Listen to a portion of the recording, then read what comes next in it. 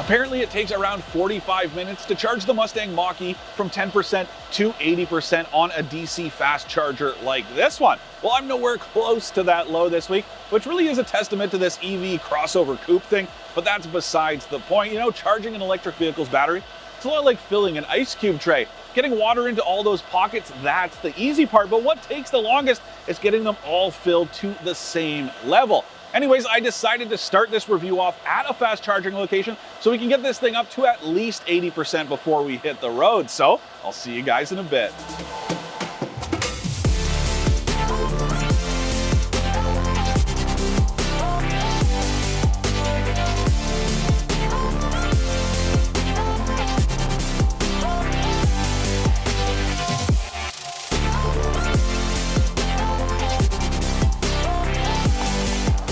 For more expert car reviews, don't forget to share our channel and subscribe so you can catch some of this and maybe even a little of that.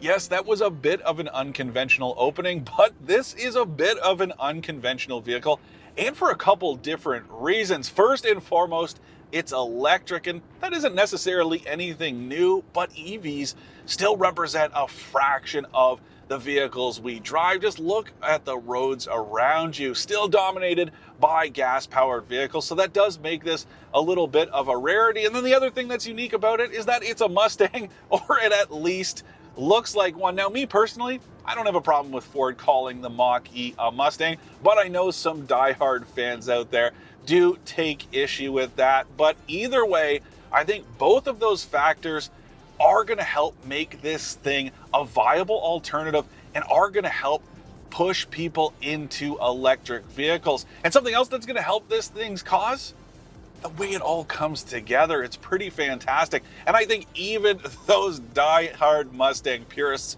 would have to admit that this thing looks great. Not only does it look like a Mustang, but the whole crossover coupe thing, I think it actually works here. I really dig the proportions. And inside, well, it's completely different than the outside, but I love it all the same. This wouldn't look out of place in a Volvo dealership, and the mix of materials in here is absolutely fantastic. And something I don't talk about too much that I have to mention, the build quality here is excellent. And this isn't just based on my experience. Everyone from the AutoTrader.ca team that's driven the Mach-E has had the same feedback, and that's important, not just in a halo product like this, but in an all-electric one that is so eerily silent, because there's no powertrain noise. Every creak and rattle in the cabin, yeah, it's going to be amplified, but there is none of that here. Very impressive the way it has been built, but it's not all been perfect this week, and I've had some serious connectivity issues. First and foremost, I haven't been able to use my phone as a key. Now, apparently there's a recall out on that feature, so I'm a little bit bummed I haven't been able to check it out because it is pretty cool. And the app's also limited. You should be able to do stuff like check your charge times and hook it up, disconnect the charger, do all kinds of different stuff, but I haven't been able to get it to work this week. So that kind of sucks. And then even more basically, I have been able to connect to the wireless Apple CarPlay, but the Wi-Fi hotspot, it has no data. And that sucks because it means my Google Maps won't load and I can't stream music or podcasts. It's a bit of a bummer to see because I can see that it is working, but then I actually can't connect to the data. Now, the good news is both the CarPlay and Android Auto connections, well, they are wired too, so I just have my phone disconnected. It's not all bad news this week, but it is a bit of a bummer, and it might be isolated to this Mach-E, but it's like I always say, try before you buy. You want to make sure all of that stuff works before you spend this kind of money, and if it doesn't, work with your dealer to make sure it does. Overall, though, I do have to say the tech in here has worked well for the most part, with one exception. Earlier this week, there was this weird issue with the graphics overlaying. You get these little shortcuts here, and a couple of them were layered on top of each other, so you couldn't read either, but it seems to have worked itself out. And I do have to say, this centralized touchscreen, it's pretty easy to use and well laid out. The menu structure means it's not going to take much time to get the hang of it. And just look at this screen, 15.5 inches. It is huge. Now, I am still a big fan of physical controls, so I'm not totally sold on getting rid of almost all of them in favor of all touch. But again, I do have to say it works well. It's nice and responsive. It's got a good refresh rate. And again, that menu structure is very basic. Stuff I struggle with though is HVAC. You have to hit this little arrow to open up the HVAC controls. That's difficult to manage while you're driving. It's like I always say, I minimize how much I'm touching anything, whether it's physical controls or a touchscreen while I drive, but that is still a problem, especially if it's wintertime and you need to turn on that defrost. If you have to fumble around to find this little touch sensor instead of a physical button, that's a bit of a problem. But like I said, it's good enough. I haven't had many complaints, and you do get some physical controls in here, especially on the steering wheel, but we'll get to those a little bit later on. Now, something else I have to say, I usually don't compliment OEM's mapping systems because they're never as good as Google Maps. If you watch my reviews, and you really should, so don't forget to hit that subscribe button, but you will know if you watch my stuff that I love Google Maps because it's so intuitive, and you can also use it on your phone, you can use it in here as well as your computer, you can send yourself destinations, all very user-friendly. But I do have to say, this map, it works pretty well, and I like that you can plot chargers along your route, and you can filter the charging stations through a bunch of different parameters, including which ones are free. That is very handy to have. And speaking of chargers, off the top of this video, you saw me hit one of those DC fast chargers. Now, when I got there, I think the battery was at 39%, and I plugged in. I wanted to see how long it would take to get up to that 80%. Well, it ran for about 25 minutes, and when I unplugged, it was at 81%. That is pretty impressive. Now, it wasn't drawing peak power, but that's still pretty good, all things considered. And I think it cost me about $9.50. And my range, well, it's almost at 350 kilometers.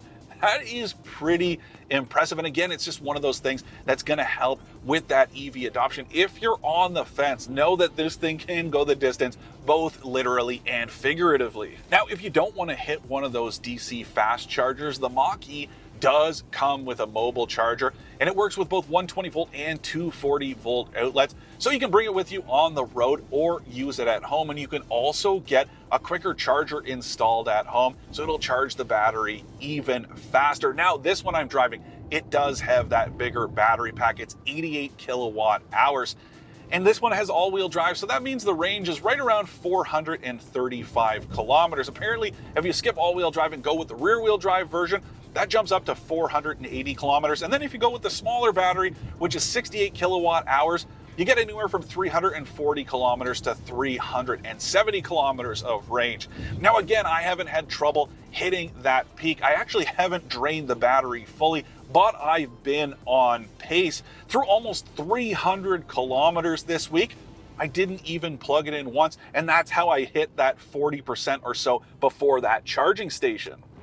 Now, if you do go with a Mach-E like this one I'm driving, big battery pack, all-wheel drive, that means you're getting a dual motor setup. And all told, it puts out 346 horsepower and 428 pound-feet of torque. Those are big numbers, and Ford says this thing will do the sprint to 100 kilometers an hour in a little more than 5 seconds. Now, for a little bit of context, that's about the same as that 2-liter turbocharged Honda Accord I reviewed not too long ago. So just to give you a little bit of context, it's quick, but it's not super quick. It's not Tesla or Porsche Taycan quick, that's for sure. And if you're looking for a sporty Mach-E, wait for that GT Performance version. What this is just a smooth and efficient electric vehicle, and it does that very well. This thing doesn't even feel all amped up in its hilariously named sport mode that Ford has called Unbridled, which reminds me of one of Billy Mumphrey's tales. Some of you are going to catch that reference, and I salute those of you who do. But anyways, the point being, this isn't super sporty. There's no launch control because that's not what this is all about. Though I do have to say, I really like the propulsion sound that you can turn on. It's got a really cool sound. I haven't been using it a lot this week, but it's just a nice little touch. Now, I do have a piece of advice for you. Keep a bottle of Gravol in the glove box because these regen brakes, they grab pretty hard. It doesn't take too much time to get used to them, and you can modulate the pedal pretty well to slow yourself down. So it's not so much for you, it's for any uninitiated passengers. I'd be worried about people that aren't used to it feeling sick. As soon as you let off the throttle pedal, this thing really wants to grind down to a halt. Obviously, that has its benefits because it means it puts all kinds of energy back into the battery pack, but they are very jarring. Now, like I said, you can get used to them, and you just need to learn how to modulate that pedal properly. So you just slowly let off the gas instead of just completely releasing it. Because if you do that, well, it comes to a stop in a hurry. This is all on its own. I'm not hitting the brakes at all. It is quite something to get used to. And I would like to see Ford give you some different settings to go through variable regen stages instead of just on or off like this. But I'd rather see them here than not at all. So I guess it's got that in its favor. Every Mach-E sold in Canada comes with all kinds of good advanced safety features. Every single trim gets blind spot monitoring, lane keep assist, auto braking up front, parking sensors, even a fantastic adaptive cruise control system. It works really well with the lane keep assist to chip in with some steering assist. And it's not really jerky movements. It's just really smooth nudges to help you stay in your lane markings on the highway. And it's even prepped for Ford's Blue Cruise, which means at some point there should be hands-off capability when you're out on the highway too. It's very cool stuff, and I like that that's included in every version of the Mach-E. But something I'm not so happy about is that if you get the base one, unless you opt for an expensive package, no heated front seats. That is just silly to me. I don't get that at all, because you do have to spend a few grand more if you want to get them in the $52,000 base trim. And that's still true if you opt for the upgraded battery pack. They only come standard if you go with a premium one like I'm driving. And you do get a heated steering wheel in this trim, but no heated rear seats and no ventilated front seats. Again, it's just very odd to me for a Mach-E product like this. Both of those features should be standard. I don't understand what Ford was thinking there. This is supposed to be a showcase, and those just make it kind of a half-hearted attempt, if you get what I'm trying to say. This thing is great overall, and the powertrain is the big part, and that obviously scores top marks. But this really is supposed to put Ford on that EV map, and those features would help set it apart, but instead you don't get them, and that's just a disappointment, because the thing is, there is enough room for a family of 4 in here.